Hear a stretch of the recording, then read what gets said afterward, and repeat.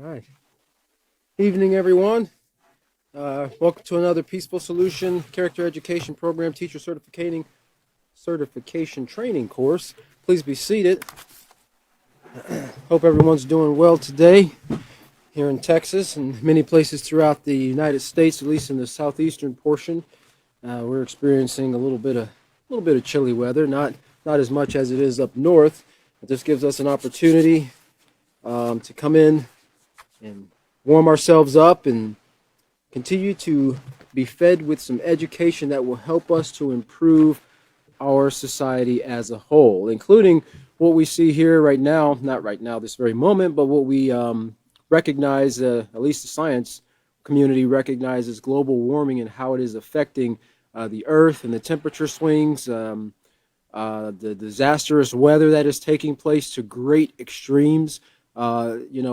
Many in the scientific community are acknowledging that these are the results of mankind's activities over a long period of time, not just anything that's occurred over the last year or so, but over a long period of time, our activities build up to affect our environment, our global environment, our ecosystem around us. And this is why character education is so important, because we can't discount anything that we interact with on an everyday basis. I mean, we can't, just look at, the trees and the grass, or even bugs, bees and those pesky little mosquitoes, flies. They all have a purpose to enable us to be able, that is us as mankind, to be able to enjoy life. And when things are kept in the proper balance, when morals are practiced on a daily basis, when they're taught, they're accepted, and they're put into practice, then we can have, health and peace in all areas of society, whether at home or at work, if you decide to go out and go camping, whatever the case might be. And it's hard. I can see how it could be easily overlooked, those little things, but all those little things add up to big things. Somebody said, what would occur if even just one species of insects were wiped off of the face of the earth, that they were no longer in existence. You think about ants, you think about something like bees, you think about mosquitoes, and there are many different types of insects that are considered pollinators. Well, we probably wouldn't have very much food, right? Because those things are necessary for pollinating plants in order for them to grow. Trees and bushes and fruits and vegetables and pretty much everything that must grow needs that pollination in order to take place. That process of pollination and many other things that take place as well. And we're seeing that unfold right now as it seems like the world is just kind of crumbling around us. Well, with what we're learning here in the building of a positive moral character, a sound moral character, what we're talking about in this particular class in chapter 1 of the unit on self-control, and all the foundation that has been laid in the previous units before today, these lessons are helping us to be responsible as individuals in society, whether one or many, to contributing to turning what we see taking place with the degradation of our environment and our ecosystem, turning all that around and eventually begin a rebuilding process. It's going to take some time, but it will take place, because if it is us as mankind that have brought these things down, then it's us as mankind that can fix it, right? The breaking of the rules has brought about a lot of sickness, and the keeping of the rules will bring about much health. And so keep these things in mind, because everything that we're learning, it contributes to a bigger picture, right? This is more than just about us as individuals. This is more than just about us knowing this and teaching it to ourselves. Yes, we teach it to ourselves when we study it, and we teach it to ourselves when we teach others as well. But this is about creating a positive ripple effect throughout society, in which we can actually see all of these negative things that we suffer on a regular basis, whether it's in paying, $5 for a loaf of bread when it used to be only 50 cents for a loaf of bread. The cost of paying for theft, or the increase in just many items that we see in today's society. It's hard for the average family just to afford, food for a family of five because of the cost of living. But we can see that actually turn around, and there be abundance and plenty for others if these moral principles are taught, accepted, and practiced. So keep that in mind as we move forward today.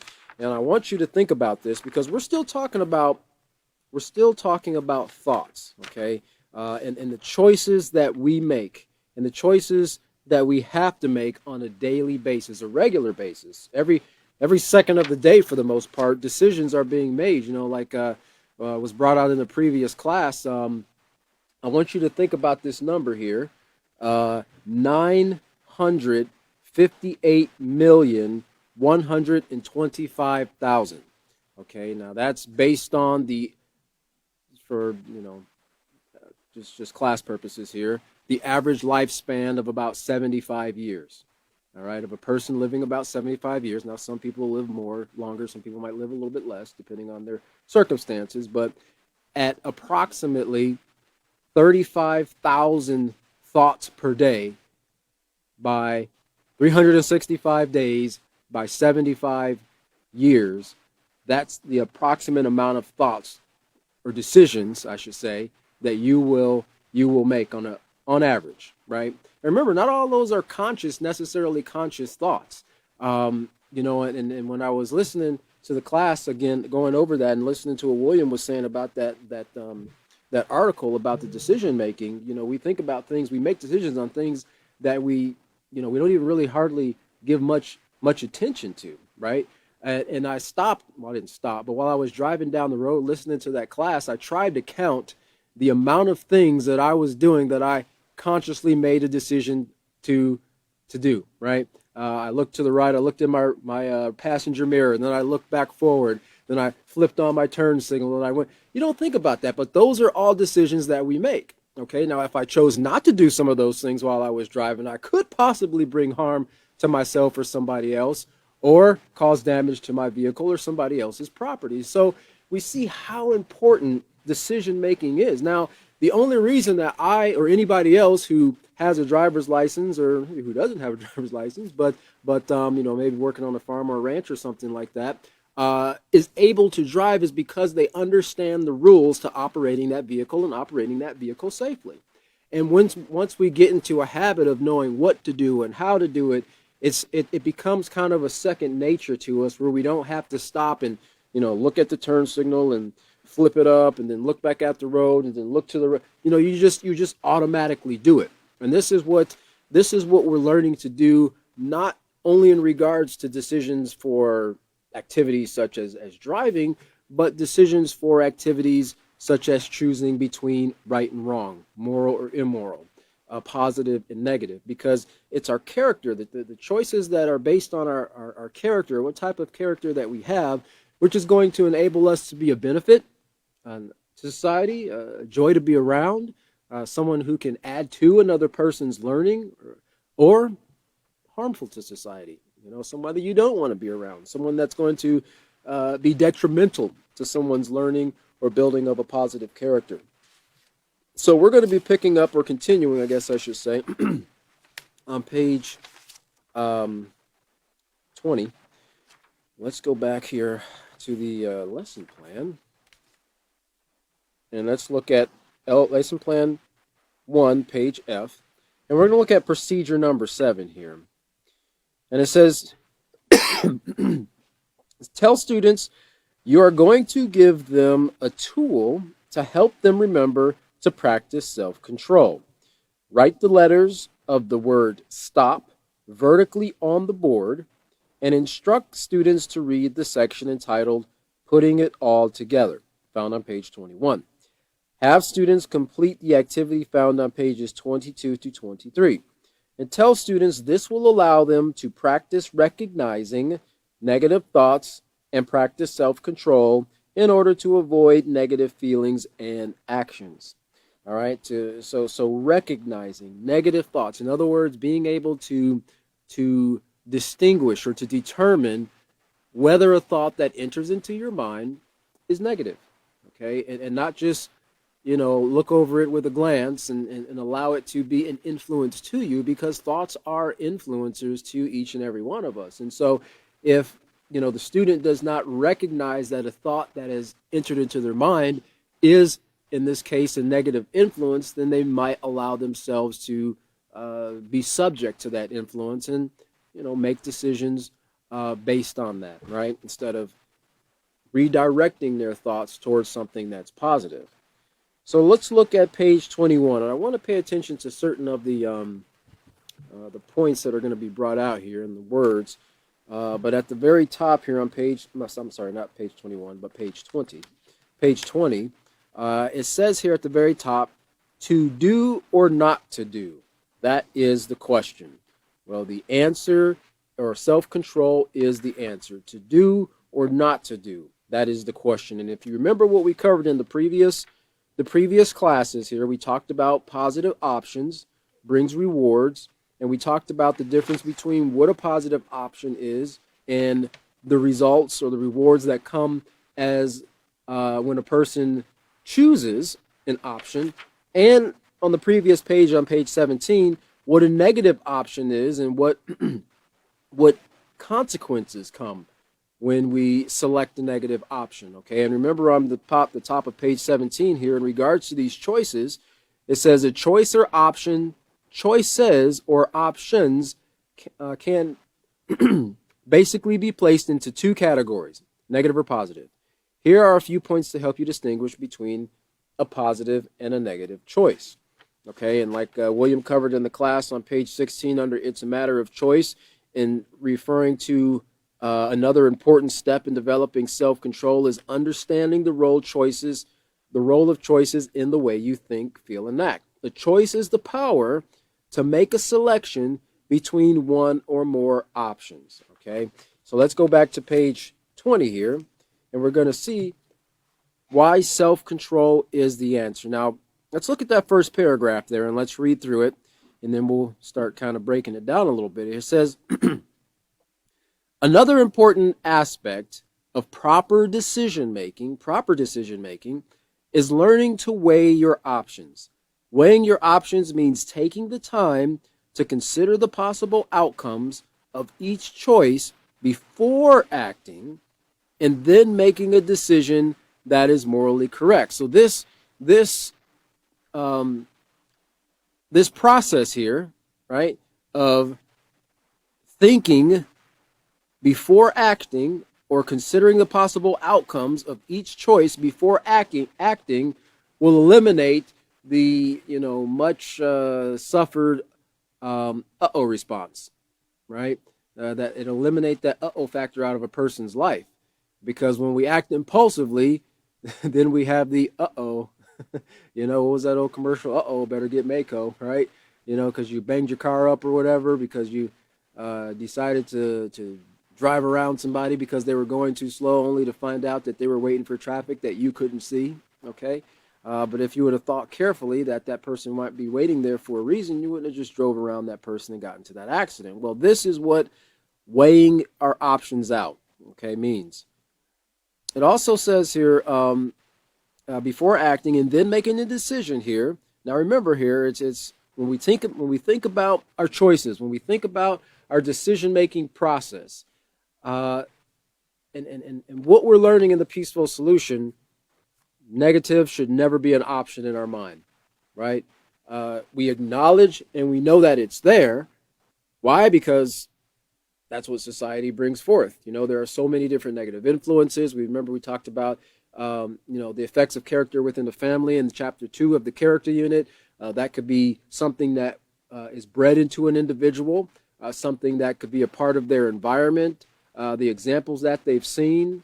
So there are a lot of factors that could bring about a negative option, and it's necessary, like we just read there, for the students to recognize that a particular option is negative, but the focus is not on that negative option. Remember what we learned also, to accentuate the positive, to build up, to emphasize, to really focus on. Let that be the direction for your course of action. That's our goal, our positive, but eliminate the negative. The negative will take care of itself. It'll wipe itself out if you don't give it the energy, right? When we give attention to, our focus our thoughts on any particular thing, whether it's positive or negative, we kind of give energy to that particular thing, right?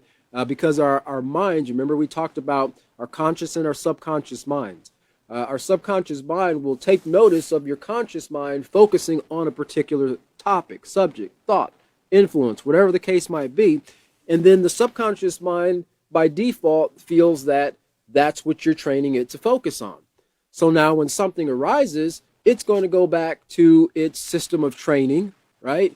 And say, well, we use this negative thing, or it's not going to really distinguish between positive or negative, is that we use this process of thinking. So this must have to be how we respond.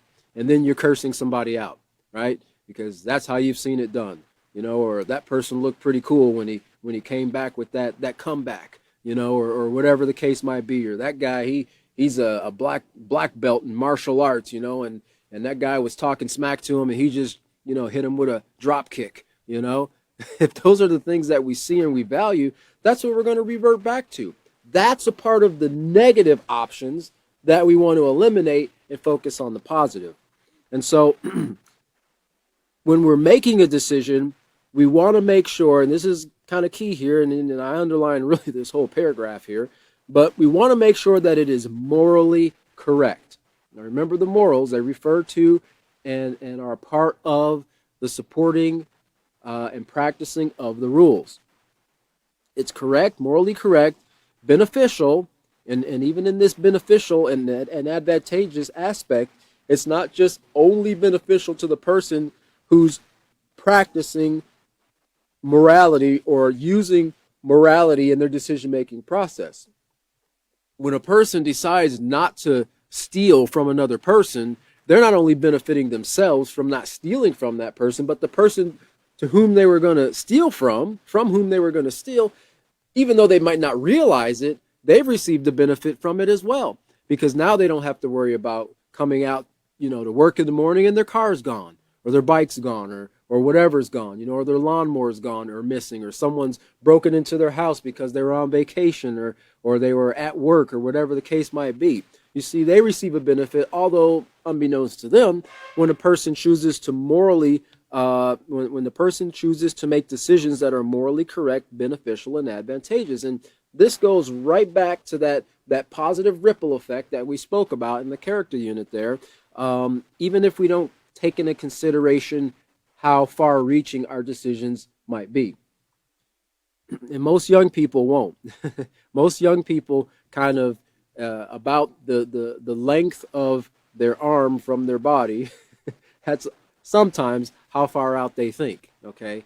Not to say that they don't think long-term with a lot of things, but, with a lot of young people, and each and every one of us have been young ourselves, the only time we thought far out is when, for the most part, something didn't go our way, and we couldn't wait till we were 18, or we couldn't wait till we were 21, and we could do whatever we want to do, right? That's kind of how far out our thinking went. But it's up to us as the teacher to help the students realize that their decisions stretch far beyond the choices that they make today, right?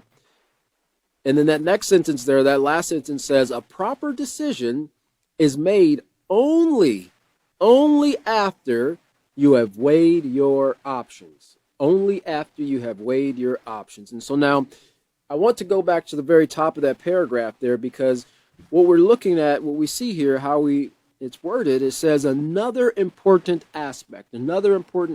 So which means that this goes right along with the previous aspects that were covered in the few pages that were before this. And I wrote down one of the aspects is deciding what to focus on and what to let go in regards to decision-making process. Because remember, our decisions don't just come, generally speaking, from a spur-of-the-moment type thing.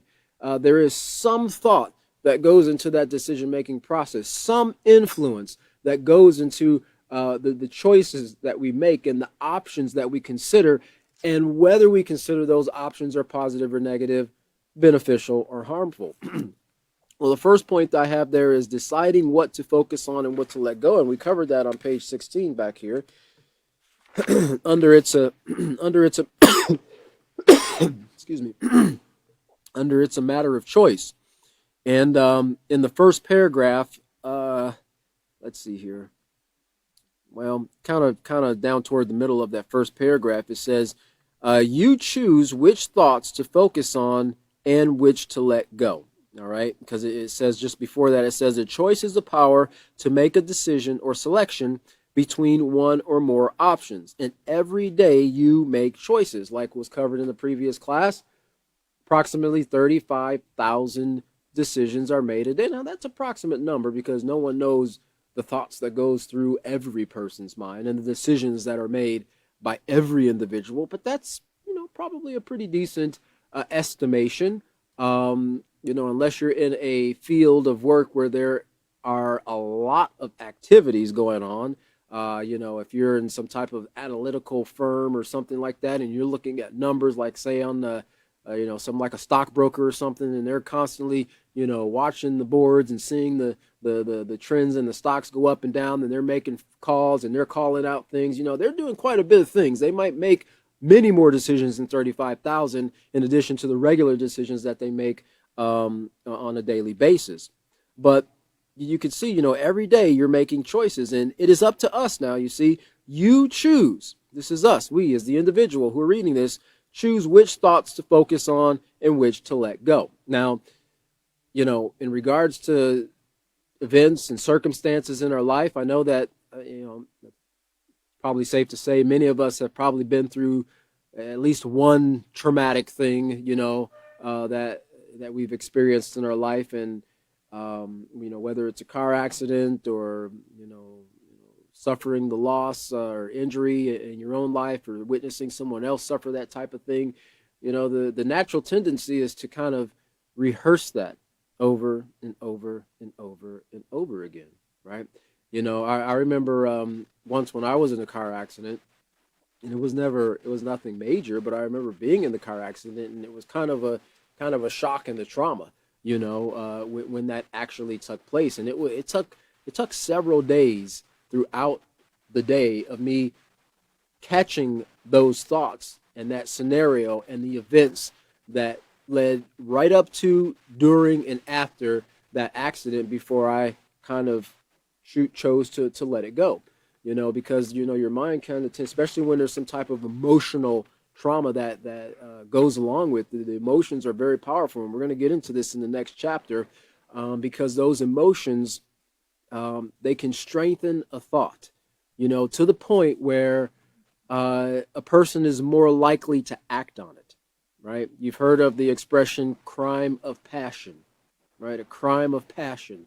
A person comes and they see something taking place, maybe with or to a loved one or something like that, and they act, they act in the passion, so to speak.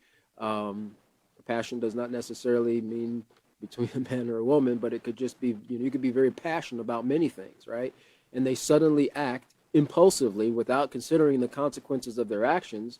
And sometimes somebody gets injured, something gets destroyed, or someone loses their life as a result. And there's even laws on the law books that refer to, crimes of passion. And some people have, been let go, so to speak, not been prosecuted because of certain scenarios or circumstances. We're not going to get into that this evening. But the main point here I wanted us to focus on is you choose which thoughts to focus on and which to let go. And they give you example of getting up and getting breakfast. You decide basically what you're going to eat for breakfast, and even if you want to eat anything for breakfast, all right? And so that's one of the points, or that's one of the aspects in proper decision making, choosing what to focus on and what to let go. Again, accentuate the positive, eliminate the negative. Now, these are things that have to kind of go back. We have to go back and reiterate in bringing our students to this point, because, they might be undecided about what to focus on and what to let go. They might let go of a lesser of two evils because the other one does not seem as bad, or they might not get in as much trouble, right? It's up to us as a teacher to say, no, if there are two decisions that two options that you're thinking about, and both can bring harm to yourself or someone else, you have to eliminate both of them, and bring about or focus on or maybe get guidance or direction. If they can't think of it themselves, then if that's the point where they need to get guidance or direction, even before that, from a trusted adult, a counselor, a parent, a teacher, someone who can redirect those negative thoughts towards something that's positive. Okay. And so the next point there, another aspect of proper decision making is distinguishing between positive and negative options. And we covered that on page 17 under choices, in that paragraph at the very top there. Choices or options can basically be placed into two categories, negative or positive. Here are a few points, and this is given here on the next two pages, to help you distinguish between a positive and a negative choice. So now we see here, after we've understood that we can focus or let go of certain things, now we have to be able to distinguish between what's positive and what's negative so we can know what to focus on and what to let go of. And then lastly here, this next aspect of proper decision making is weighing your options. Weighing your options. All right. And think about what we just read here. Weighing your options means taking the time to consider the possible outcomes. Taking the time to consider the possible outcomes. Now, this takes in mind, if you go back in your character unit there. Yes. When you go back in your character unit, when you take the time to weigh, to consider the possible outcomes before acting and then making a decision that is morally correct, beneficial, and advantageous. Now, when we think about this as adults, we see it from a kind of broader point of view or spectrum, because in order to do this, there are certain other character traits that we've already covered. Now, self-control is kind of the main thing of what we're talking about and what needs to be practiced in order to be able to weigh our options and to make choices that are morally correct. But we can't discount the other things that have to come into play in order for us to even stop and think and weigh our options out, right? Think about if a person is proud or arrogant, right? And they think that they have all the answers and that anything they say or do is automatically going to be right. Will they weigh their options out? Will they weigh their choices out? Heavens no, they're not going to weigh their choices out because they're proud or arrogant, So this is evident that, one of the characteristics, and this is something that we covered in the first chapter of the character unit, is humble. Having a humble character, a humble attitude about that. In this case of what we're talking about and weighing our choices, and remember that was the definition for that was not being proud or arrogant. Example being a humble person will not argue, dispute, or disobey set rules. Okay. As we move further along into this, we're going to see that humility also is a part of humility is also willing to be trained, right? Willing to be trained, willing to be taught, willing to be educated, right? In the facts, the true facts that will enable you to make a sound moral decision. Right? If you're not willing to learn anything, if you think you already know it all, you're not going to be willing to learn anything, and you're going to keep making those same poor choices that you've been making for however many years. Like the person says, I've been doing this for all these years. What? Is it possible that you've been doing it wrong for all these years? It sure is. Now it's time to learn how to do it right, how to do it properly. And that does require humility, right? It does require humility from all of us. When you think about it, it also requires being a responsible person. You think about on page 17 in the character unit, one of the first things this says is being responsible is another trait you should want to make a part of your character. Being responsible means to be accountable and answerable for your actions. Now, that is the latter part. Your actions are the latter part of what we're talking about today. That's the end result, or what everybody else sees about what we're talking about right here, which is our decision-making process, okay? Because every action, every word begins with a thought. And whether a person thinks that it does or not, it does, okay? And it's part of our responsibility as the teachers to help our students to understand that yes, everything you say and do begins with the thought. But we want you to be able to consider your thoughts, to weigh out your thoughts, to weigh out your options, right? To carefully diagnose these things that enter into your mind. Remember, thoughts enter into our mind at the speed of light, 186,000 miles per second. You know, they enter into our minds, and we can probably respond almost as fast, right? You think about, I use this expression, about driving, down the road, and think about how fast or how quickly, as you're driving down the road, you come to a stoplight and you see that light turn from yellow to red, how quickly it takes for you to process that image of that stoplight, recognizing it as being red. Now, being red, who cares? It's a red light. Well, that's pretty. No? You'd have to be trained and educated to recognize the difference between what a red light means, what a yellow light means, and what a green light means, right? You have to know that the green arrow or the flashing yellow arrow light that's in the turning lane does not mean to look left every time it flashes. You would have to know that. You'd have to be first educated, through driver's education or whatever the case might be. You'd have to know the rules of the road to know that red means stop, right? And yellow does not mean what? That's right. It doesn't mean go faster. That's what a lot of people do, right? Yellow means be careful because the light is getting ready to turn red, okay? And I think many of us have had green lights occur on our lane and seen a car drive through the intersection because they didn't, take into consideration that they were supposed to be stopping. But think about how quickly you see that light turn red. You process that information in your mind that is red. You don't have to think at that moment. Let's see, green, yellow, red. Let's see, red, turn, stop. Yeah, stop, okay. I will take my foot off of the right pedal, bring my leg up, slide it over to the big pedal on the left, or middle if you have a clutch, and then press it down firmly until the brakes engage and I come to a complete stop. We don't have to go through that process. Our brains instantly do it, 186,000 miles per second. Those thoughts and those neurons and those, transmitters are doing their jobs 24 hours a day, 7 days a week. All we do is process the thought and we make the decision to stop at that red light or go if you're not a rule keeper, all right? So this means that we are accountable. This is a responsible person. This is also what they call a responsible driver. And insurance companies are using things and incentives to, get people to be more responsible in their driving. Some of these companies have, I think they call it telematics, where you could actually plug a device into your OSB. It's not called OSB, but it's a little computer port on your vehicle. It might be OSB or OBS or something like that. No, not USB.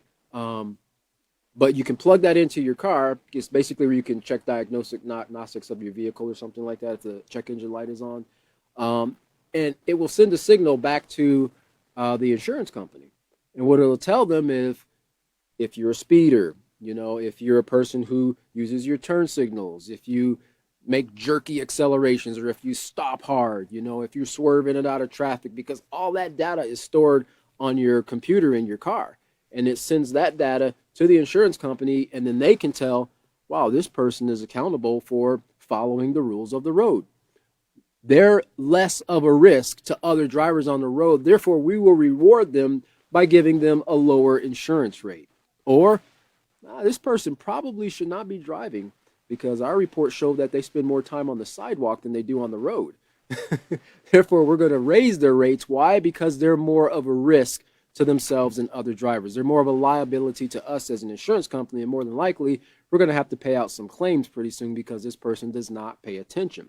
So in order for us to be answerable and accountable for our actions, we first must have to be responsible for the thoughts that go into our mind. We must be responsible for the things we choose to focus on and let go. We must be responsible for deciding on if we act on a negative thought or let go of one, or if we act on a positive thought or let go of that. And of course, educated is also getting the facts and making sure they are correct before making a decision. All these things, they kind of go into this process of what we're talking about in this first paragraph here, of weighing out your options. All these other character traits that also play a part in it. So we can't set those aside and say we're only focusing on self-control. But oddly enough, you need to have self-control in order to practice these other character traits, right? So they kind of go hand in hand, or in this type of weather, hand in glove, hopefully a heated glove, in order for them to work. And we have to consistently practice this before it becomes a habit, before it becomes a way of life for us, and then it becomes automatic. So here, lastly, it says, a proper decision is made only after you have weighed your options. And I wanted to read a definition here about this word proper here, because at the very beginning it says the important aspect of a proper decision making is learning to weigh your options. And when you think about the word proper, a lot of times you might think about the old fancy, sitting in your seat with your back straight and your legs together and your hands crossed, and ready to eat your meal or whatever the case might be. And that kind of ties somewhat into this definition when we talk about societal norms or standards. But the definition for this word proper is according to or respecting recognized social standards. Now, I want to cautious us in our thinking in regards to recognized social standards, because social standards change from culture to culture, society to society, time, generation to generation, nations to nation, right? What we have to take into consideration is, and what we're talking about are social standards that tie into the upholding of the rules, right? The keeping of the rules, okay? Not just any old standard. It might be a standard to see a bike sitting on the side of the road in that particular culture or society, and I don't feel like walking anymore. I'm just going to hop on the bike, and then I'll leave it somewhere else. Now, if it's a ride share bike or a program like that where you have permission to, that's a totally different thing. But you can't just take someone else's belongings and decide you're going to ride it because you're tired anymore. And that's kind of a out there example, but that could be an example of a social standard. It also says, according to or respecting recognized social standards or conventions. Now, in regards to these social standards, I kind of want you to think about, the simplicity of this. When we have, just take this intermediate book here, series, I guess I should say, in the Peaceful Solution. And the elementary is pretty much the same. We have 5 there, and they build up to this. And then we have the 5 books that we have here, character, acceptance, self-control, respect, and responsibility. And then the building moral excellence after that. And all of these are these principles given in an age appropriate, the same principles given in an age appropriate way, so that the reader can understand them and apply them to their life and their decision making process. And we think about that and say, this information here, what we're reading, what we're going over, what we're covering in the Peaceful Solution is one of the greatest tools that we can use, the greatest standards that we can use in interacting with society, our environment, our neighbor, our family, our friends, coworkers, whatever the case might be. It's the perfect tool, standard that we can use in order to essentially have peace with one another, okay, including ourselves. We should have peace within our own minds. Now, on the flip side of that, you take into consideration this societal or social standards. There are approximately, now this is an approximate number, when it comes to rules, because what we're covering here are rules, and these moral rules, these principles that we've talked about here and are talking about in the Peaceful Solution, they govern actions. They govern our thoughts, our feelings, and our actions. Well, same here with the rules that are in society, and this is just the United States of America. Every country has their set of rules that govern what's right and what's wrong, what's acceptable and what's not, what's lawful and what's unlawful. But in the United States here, and this is just in regards to a field or discipline, I guess I should say, one area of laws. Okay. Um, and it says there are 30,000 plus laws and statutes that have been passed by U.S. legislation. 30,000. Now, back in 1982, the Department of Justice wanted to get an idea of how many laws that there were on the books. Why did they want to get an idea of that? Because they don't even know how many laws there are on the books. that's how many we have in society. And this article here says, in an example of a failed attempt to tally up the number of laws on a specific subject area, just one particular specific subject area, in 1982, the Justice Department tried to determine the number of criminal laws in a project that lasted 2 years. 2 years. Now, granted, I know we've been in these books for quite a long time, but we haven't gotten anywhere near to 30,000 laws, 30,000 principles or anything like that. These are the simple things that govern our interactions between one another, and the outcomes of them, they always bring peace. And one thing we're going to find out about this as we move forward is that they don't change. There's no need to change them. There's no need to readjust what we're finding in these books, the moral principles that are found in these books, in order to fix a problem that arises from something else. Because they don't cause problems. These moral principles solve problems. They prevent problems.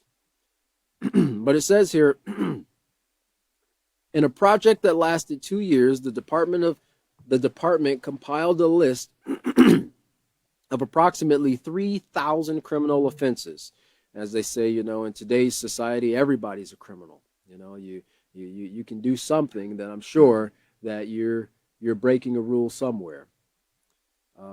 This effort, headed by Ronald Gaynor, who was a Justice Department official, is considered the most exhaustive attempt to count the number of federal criminal laws.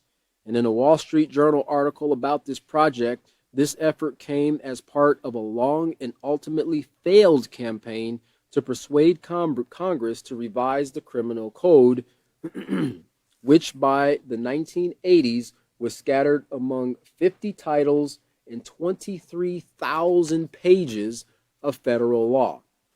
As Mr. Gaynor characterized this fruitless project, he said, "You will have died and been resurrected 3 times and still not have an answer to this question." Now, this is one of the Department of Defense people here, officials, saying that it was basically a mission impossible to figure out since the 1700s, 1780, I think, somewhere around in there, how many laws that there are on the books that could make a person a criminal, right? Now, these laws govern the social norms, right? And customs and standards of a particular society.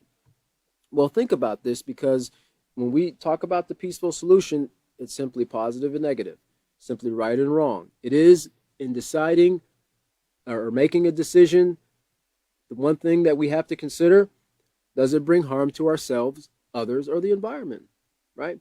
We don't have to think, well, according to Section 3 of the Penal Code of, such and such and such, in Paragraph 3 and in Title A, it says, does this bring harm to me, to me, someone else, or the environment, right? And then we can make a decision based on that.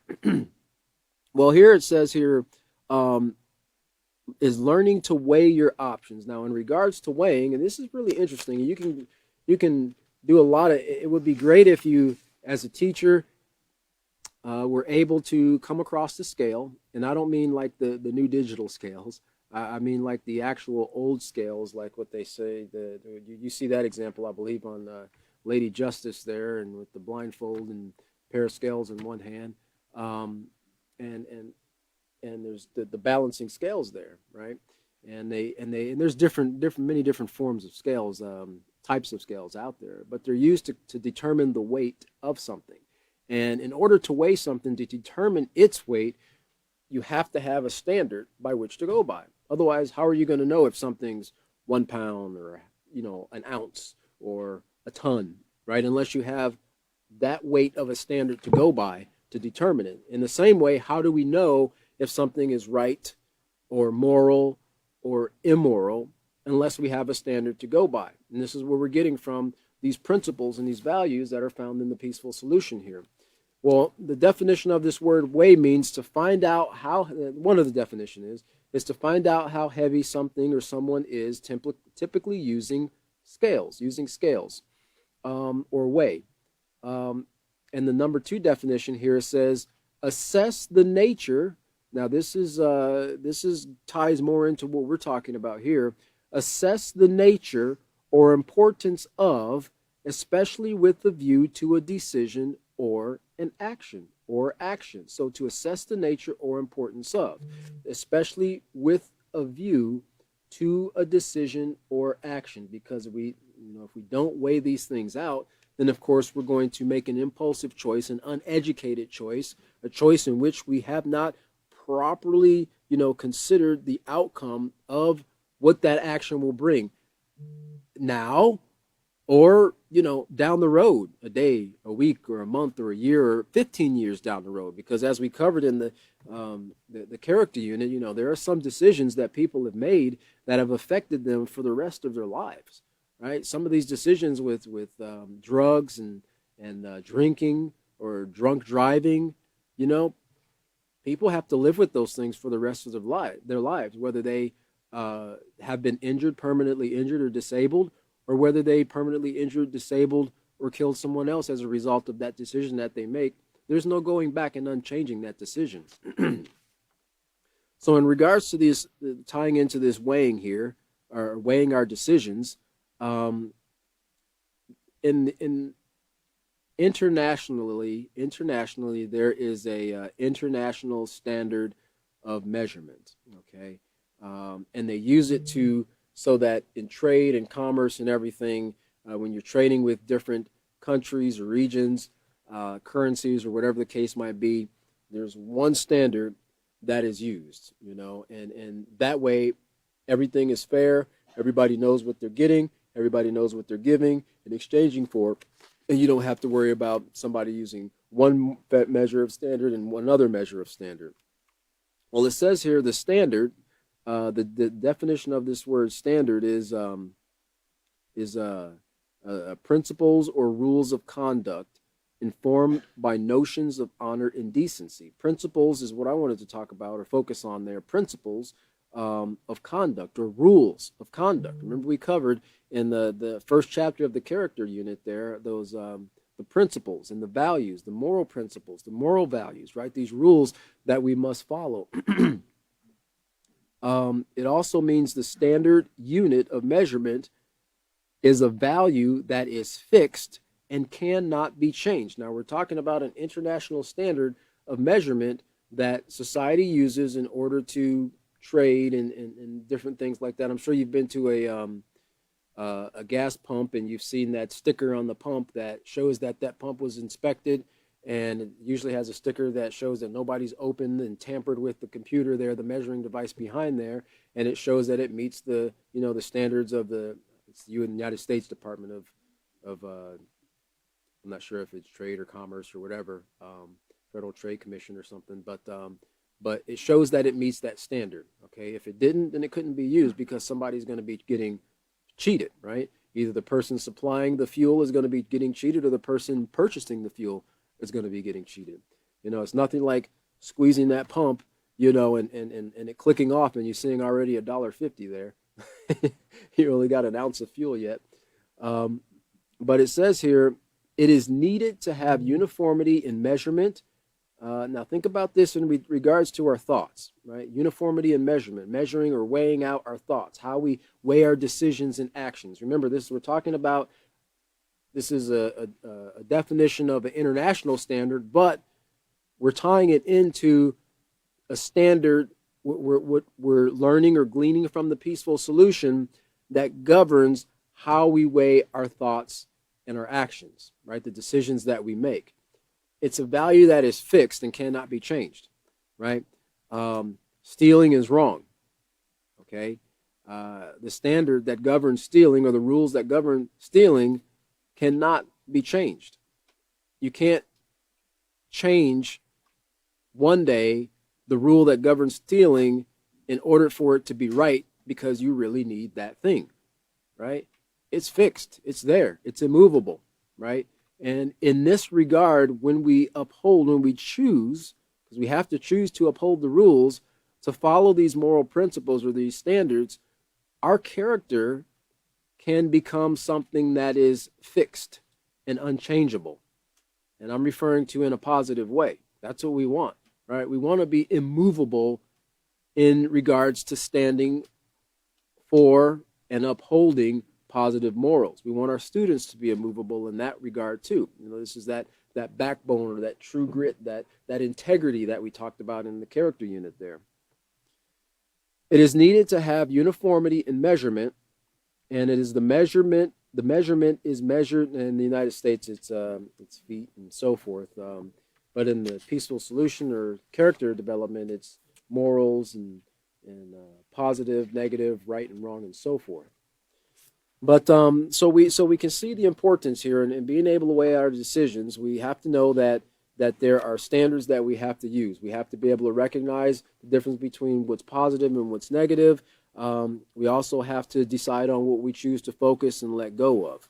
Now, under that next paragraph there, which is after a proper decision is made only after you have weighed your options, it says, in the following scenario, Jason is faced with a problem that will require self-control. Now, notice how he weighs each choice before making a decision. Now, this is Jason here in this scenario, and we're going to look at this here, and it says, Jason was on his way to class. The hallway was packed or crowded as everyone rushed to beat the late bell. Suddenly, someone pushed Jason and he fell on the floor. Jason was very embarrassed, and notice then he felt angry. Now, I'm going to give a spoiler alert here, but we're going to cover that in chapter 3 there. He thought to himself, I can't believe some dumb jerk pushed me down. I bet it was Michael or one of his crew. They're always doing something stupid. Just wait till I catch up with them. Then he thought to himself, yeah, but I can't prove who pushed me down. It could have been an accident for all I know. Besides, trying to retaliate will just make things worse. I'll find out if that person or if that someone did this on purpose. I'll report it, and that way they will be corrected by an authority, and maybe it will help them to see the harm that could have resulted from their actions. All right, now that's a great way of going about it. That seems kind of long, way to process that information, but in effect, when we train ourselves in order to find a peaceful solution in any event or any circumstances, this is kind of in a nutshell the thought process we might go through. Now, it doesn't mean that you're not going to not go through this embarrassment or even this anger, the secondary emotion of anger which comes up, but at this point we see he had the opportunity to stop and think. Just simply stop and think, right, before he acted. He could have just got up and quick ran down the road or ran down the hallway to catch up and find Michael or whoever it was, and call him out, or lash out, or whatever the case might have been. Retaliate. Now we see here underneath that example, it says, now notice how Jason took the time to think through each of his choices to arrive at a decision that was morally correct. Weighing your options may seem to take a lot of time, but remember, we are the most intelligent species on the planet. We can think at the speed of light. And in the long run, weighing your options before acting will take a lot less time than making a choice that will cost you in many ways, including lost time. I like to compare this to kind of being lazy and, sitting across the room and then throwing that paper in the trash can and it hits the wall and bounces on the floor. Now you got to get up and walk over there anyway. So did you really save any time by throwing that paper across the... I know us guys, we always want to test our skills and so forth to see how well. It makes us feel great to hear that plastic swooshing against that paper, But in many aspects or in many things, we try to find shortcuts to things, and we end up having to spend more time doing it. What they say, if you have time to do it twice, you could have done it right the first time. And this is in regards to a lot of the decisions we make. But remember, some of these decisions that we make, they carry with them lifelong consequences, and there is no going back and doing them over again. So it's important to stress to our students that they really need to stop and think, weigh these decisions out. And it doesn't have to be an instant decision that has to be made right then and there. Not always is that the case. Sometimes they might have to step back and really take a look at everything, everything that is before them. They might have to get an outside a point of view from a parent or a teacher, someone who's going to give them sound moral guidance, not, well, if I were you, type of, bad advice or opinionated advice, someone who's going to guide them in a way that will support their building of a positive moral character, not tear down all the hard work that they've worked so many years to build. I got this from online here. This is actually, I think this might be like for a drug rehab center or whatever, drug alcohol rehab center.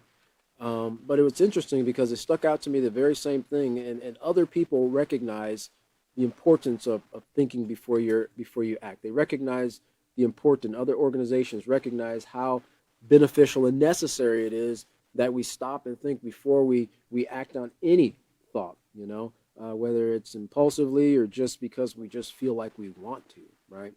And it says here in this article, it says, thinking before you act keeps you accountable. Now, remember what we talked about in the character trait of responsibility, I believe on page 17 of the character unit there. Thinking of a thought to use puts distance between thought and action. Okay, so you're not, right up against that, carrying something out because you just, whatever the first thought came into your mind, you act on it, but you stop. We're going to see here on page 21, this STOP acronym, we kind of put a little bit of distance between that thought and that action. It's kind of like the closer you follow behind somebody, the less likely you are to avoid a pitfall or a trap or something in the road because you're following so close you can't even see what's in front of them. But when you give yourself distance between you and that person, if there is a pitfall or a stick in the road or a string or something like that, now you have enough time to respond and to act in a way that doesn't bring harm to yourself or others. The more you do this, the easier it becomes to think through, and they're referring to cravings. Whatever that craving might be. It might be a craving to steal. It might be a craving to lash out. It might be a craving to sleep in a little bit longer. If you do not remember anything else, remember to stop when you have a thought. Process the thought, question the thought, and of course they leave out some things, but in what we're teaching you in the Peaceful Solution, weigh that thought out. But weigh it out using the moral standard that we have learned from the Peaceful Solution, and then act. This is why you need the Peaceful Solution, because if you just go off with these things that you see in society, there's going to be pieces missing, and you'll make a bad choice. Thinking before you act isn't just about substance use. This principle also involves the way you treat others and yourself. And so I thought it was interesting because, you can see there are other organizations out there that understand the importance of what we're learning in the Peaceful Solution here. And we want to impress this in the minds of our students before they would end up in the situation where they need to go to a rehabilitation center, right?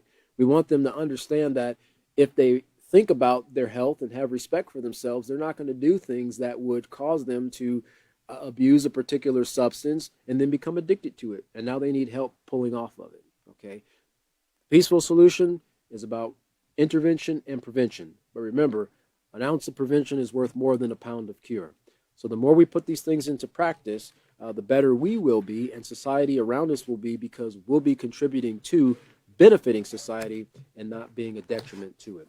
So we're going to stop right there on page 20, not